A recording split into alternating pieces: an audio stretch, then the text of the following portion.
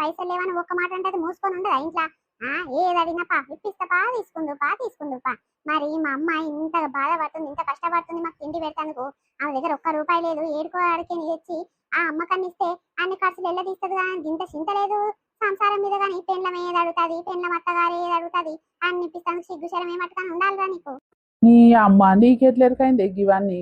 సరే సరే కానీ నేను జీతం పడ్డానికి ఇస్తా అంటున్నా కదనే. ఇక ఏమైతుంది అమ్మ జరి నీకు దండం పెడతా, నువ్వు ఊకే మొత్తుకోకు. 4,000 చేతిలో పెడతావా లేదా?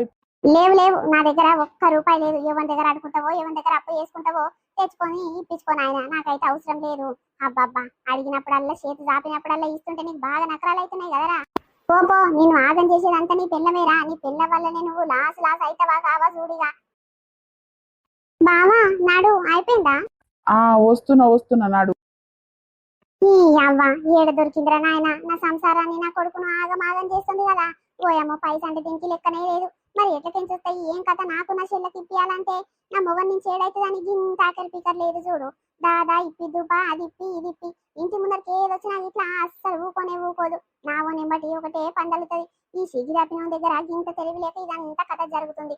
మన నా దగ్గర పైసలు ఎక్కడవే అని డ్యూటీకి పోతే అయ్యేపోతుంది కదా మూసుకొని